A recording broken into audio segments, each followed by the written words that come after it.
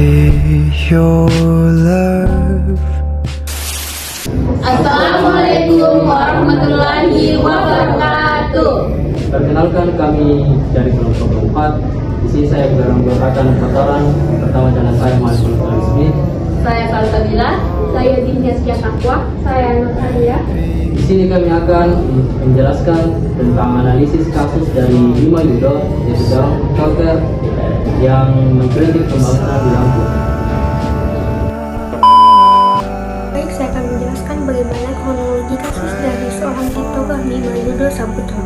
Bima Yudo Saputro dikenal sebagai Bima memulai kontroversi dengan mengunggah video yang berjudul "Alasan Kenapa Lampung Gak Maju-Maju" pada tanggal 7 April 2023 melalui akun TikTok.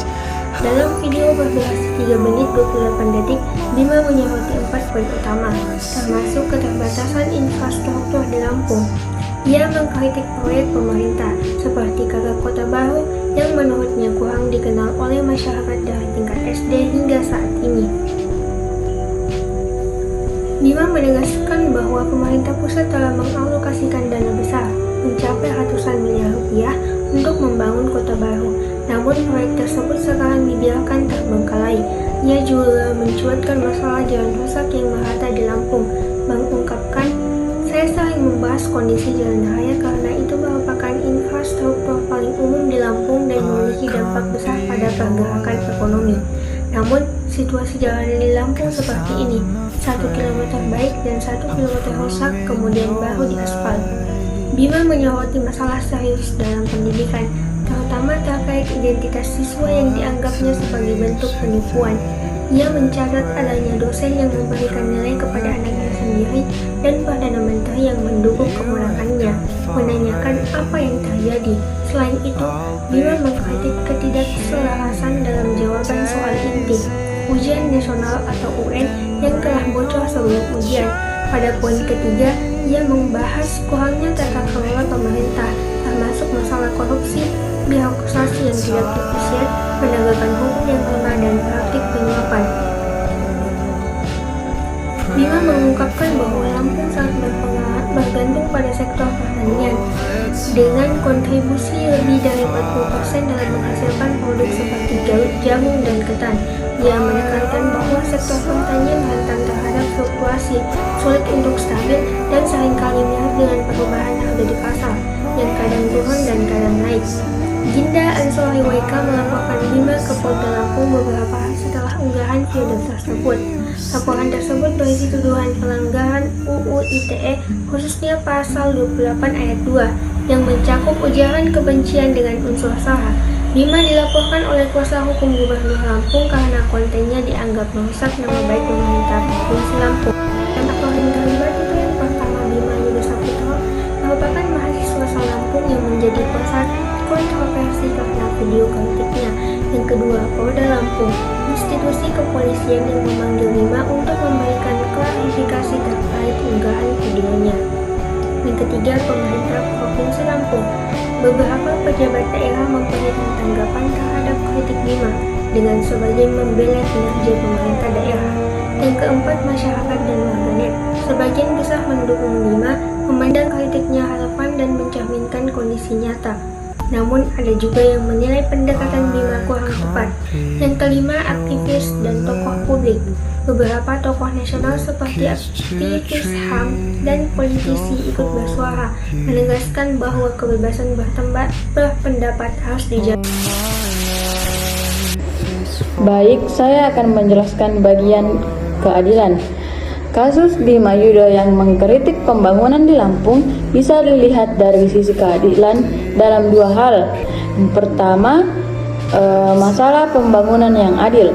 Jadi, pembangunan yang dilakukan pemerintah seharusnya bukan hanya menguntungkan segelintir orang atau kelompok saja, tapi harus bermanfaat untuk semua orang, terutama masyarakat yang terkena dampaknya. Kalau ada proyek pembangunan yang dinilai tidak sesuai atau malah merugikan warga, kritik seperti yang dilakukan Bima Yudo penting untuk menegakkan keadilan sosial, supaya keputusan pembangunan bisa menguntungkan banyak orang. Yang kedua yaitu hak untuk berpendapat. Dalam sebuah negara demokrasi, keadilan juga berarti setiap orang punya hak untuk menyuarakan pendapatnya. Bima Yudho yang berani mengkritik itu bagian dari hak dia untuk bicara dan menyampaikan apa yang dirasanya salah. Jika kritik itu malah digunakan atau dibungkam secara kasar, itu berarti tidak adil, karena seharusnya bisa bebas menyampaikan pendapatnya tanpa takut.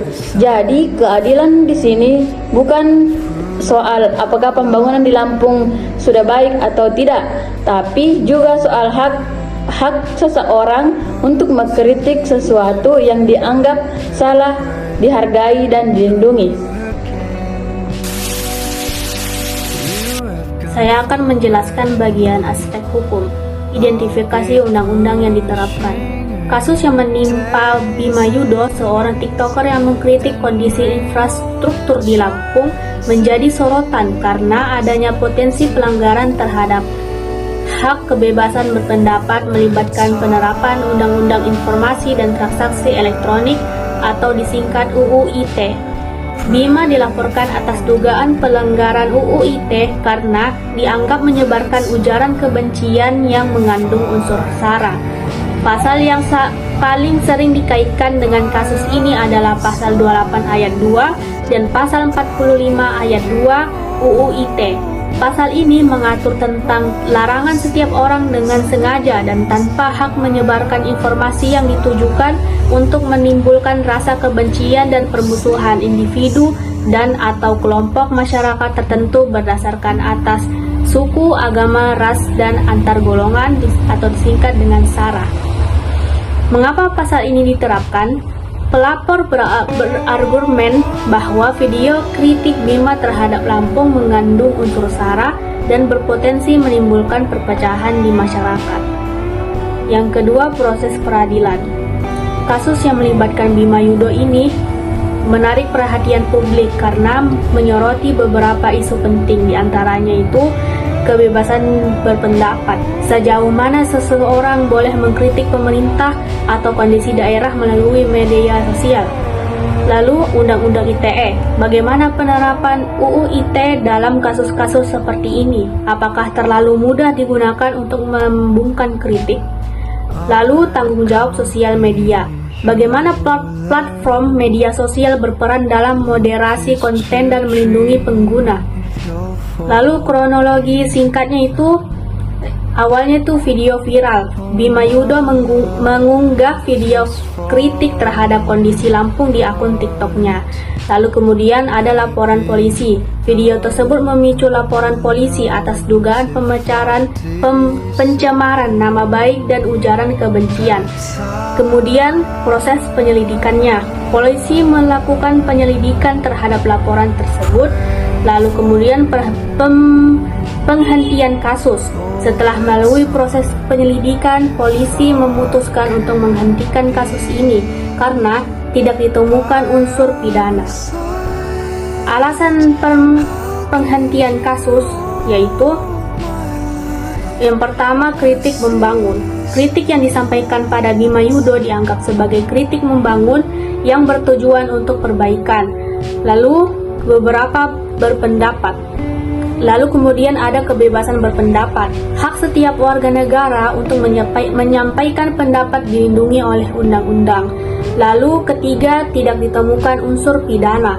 Setelah dilakukan penyelidikan, tidak ditemukan bukti yang cukup untuk membuktikan adanya unsur pidana dan konten video tersebut. Kemudian yang ketiga, putusan hukum. Kasus Bima Yudho merupakan salah satu contoh menarik tentang persimpangan antara kebebasan berpendapat, penggunaan media sosial, dan penerapan hukum di Indonesia.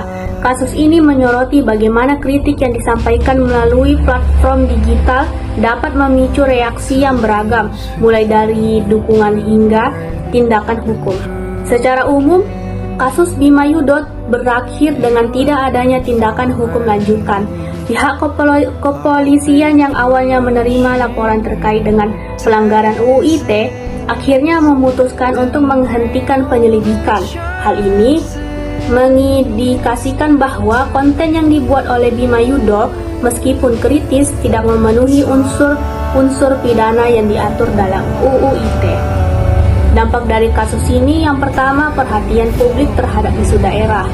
Kasus ini berhasil menarik perhatian publik terhadap kondisi suatu daerah dan memicu diskusi mengenai pentingnya kritik konstruktif dalam pembangunan. Lalu yang kedua, pengingat soal batasan kebebasan berpendapat. Di sisi lain, kasus ini juga menjadi pengingat bahwa kebebasan berpendapat memiliki batasan. Kritik yang membangun tetap harus dibedakan dengan ujaran kebencian atau penyebaran informasi yang tidak benar. Lalu yang ketiga, evaluasi terhadap penggunaan UU ITE. Kasus ini memicu diskusi mengenai penggunaan Undang-Undang Informasi dan Transaksi Elektronik atau disingkat UU ITE yang seringkali dianggap terlalu mudah digunakan untuk membungkam kritik. Lalu, yang keempat, peningkatan literasi digital. Kasus ini mendorong masyarakat untuk lebih bijak dalam menggunakan media sosial dan memahami konsekuensi dari setiap unggahan. Kasus Bima Yudho menjadi sebuah pelajaran berharga bagi semua pihak. Kasus ini menunjukkan bahwa kritik adalah bagian yang tak terpisahkan dari demokrasi, namun harus dilakukan dengan cara yang bertanggung jawab.